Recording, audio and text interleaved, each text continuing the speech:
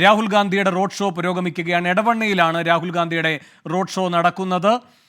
അതിനുശേഷം കൽപ്പറ്റയിലും വലിയ സ്വീകരണ പരിപാടിയാണ്. രാഹുൽ ഗാന്ധി വയനാട്ടിലെ വോട്ടർമാർക്ക് നന്ദി പറയാനെത്തിയിരിക്കുകയാണ്. ലോക്സഭാ തെരഞ്ഞെടുപ്പ് വിജയത്തിന് ശേഷം ഇതാദ്യമായാണ് രാഹുൽ ഗാന്ധി കേരളത്തിലും സ്വന്തം മണ്ഡലമായ വയനാട്ടിലും എത്തുന്നത്.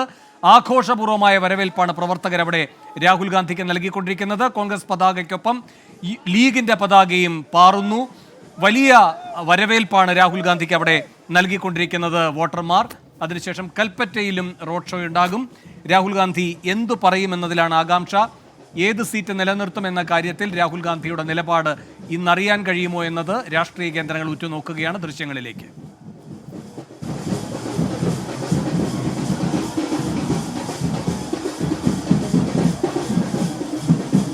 ഷഹദ് വിവരങ്ങളുമായി ചേരുന്നുണ്ട്. ഷഹദ് റഹ്മാൻ, എന്തൊക്കെയാണ് പുതിയ വിവരങ്ങൾ? ഇതാ രാഹുൽ ഗാന്ധി ഇപ്പോൾ ഈ എടവണ്ണയിലെ ഈ വേദിയിലേക്ക് കയറുകയാണ്.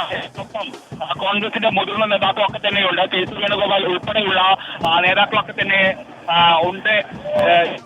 കെ.സി. വേണുഗോപാൽ ഇല്ല, രാഹുൽ ഗാന്ധി അതുപോലെ തന്നെ അനിൽകുമാർ ഉൾപ്പെടെയുള്ള നേതാക്കൾ അദ്ദേഹത്തിനൊപ്പം ഉണ്ട് എന്നുള്ളതാണ് ഏറ്റവും പ്രധാനപ്പെട്ട കാര്യം. ഇപ്പോൾ അദ്ദേഹം ഈ എടവണ്ണയിലെ ഈ നഗരത്തിൽ പ്രത്യേകം തയ്യാറാക്കിയിട്ടുള്ള വേദിയിലേക്ക് എത്തുന്നു.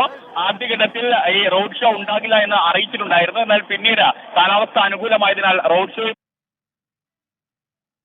ഷഹദ് റഹ്മാനാണ് വിവരങ്ങൾ നൽകിക്കൊണ്ടിരിക്കുന്നത്. എടവണ്ണയിലെ റോഡ് ഷോയ്ക്ക് ശേഷം രാഹുൽ ഗാന്ധി ഇപ്പോൾ വേദിയിൽ എത്തിയിരിക്കുകയാണ്. ലീഗിന്റെയും കോൺഗ്രസിന്റെയും എല്ലാം മലപ്പുറത്തെ നേതാക്കന്മാരടക്കം വേദിയിൽ സന്നിഹിതരാണ്. മോശം കാലാവസ്ഥ കാരണം റോഡ് ഷോ വേണ്ട എന്ന് വെക്കും എന്ന് നേരത്തെ സൂചനയുണ്ടായിരുന്നു. എന്നാൽ കാലാവസ്ഥ അനുകൂലമായതിനെ തുടർന്ന് ഗംഭീരമായ റോഡ് ഷോയാണ് എടവണ്ണയിൽ നടന്നത്. ഷഹദ് വീണ്ടും ചേരുന്നുണ്ട്. ഷഹദ്, എന്തൊക്കെയാണ് പറഞ്ഞോളൂ വിവരങ്ങൾ? വേണു, രാഹുൽ ഗാന്ധി എടവണ്ണയിൽ പ്രത്യേകം തയ്യാറാക്കിയിട്ടുള്ള ഈ വേദിയിലേക്ക് എത്തിയിരിക്കുന്നു. കെ.സി. വേണുഗോപാൽ അതുപോലെ തന്നെ വി.ഡി. സതീശൻ ഉൾപ്പെടെയുള്ള നേതാക്കൾ അദ്ദേഹത്തിനൊപ്പമുണ്ട്. വോട്ടർമാർക്ക് നന്ദി പറയുക എന്ന ഉദ്ദേശത്തോടു കൂടിയാണ് രാഹുൽ ഗാന്ധി ഇലക്ഷൻ കഴിഞ്ഞ ദിവസങ്ങൾ മാത്രം പിന്നിടുന്ന ഈ ഒരു ഘട്ടത്തിൽ ഇപ്പോൾ എടവണ്ണയിലേക്ക് എത്തിയിട്ടുള്ളത്. വിമാനമാർഗമാണ് രാവിലെ കരിപ്പൂരിൽ എത്തിയിട്ടുള്ളത്. എടവണ്ണയിലെ പരിപാടിക്ക് ശേഷം വയനാട് കൽപ്പറ്റയിലാണ് അദ്ദേഹത്തിന് പരിപാടി തീരുമാനിച്ചിട്ടുള്ളത്. അതായത് നമുക്കറിയാം, വലിയ ഭൂരിപക്ഷത്തിലാണ് ഇത്തവണ രാഹുൽ ഗാന്ധി ഈ വയനാട് മണ്ഡലത്തിൽ നിന്ന് വിജയിച്ച് കയറിയിട്ടുള്ളത്. അതുകൊണ്ട് വോട്ടർമാരെ നേരിട്ട് കണ്ട് അദ്ദേഹം വോട്ടർമാരോട് നന്ദി അറിയിക്കുക എന്ന ഒരു ഉദ്ദേശത്തോടു കൂടിയിട്ടാണ് ഇവിടെ എത്തിയിട്ടുള്ളത്. അതോടൊപ്പം തന്നെ അദ്ദേഹം 2 സ്ഥലങ്ങളിലാണ് ഇത്തവണ മത്സരിച്ചിട്ടുള്ളത്. അതുകൊണ്ട് തന്നെ ഈ 2 സ്ഥലങ്ങളിൽ മത്സരിച്ച പശ്ചാത്തലത്തിൽ 2ഇടത്തും മികച്ച ഭൂരിപക്ഷത്തിൽ വിജയിക്കുകയും ചെയ്തു.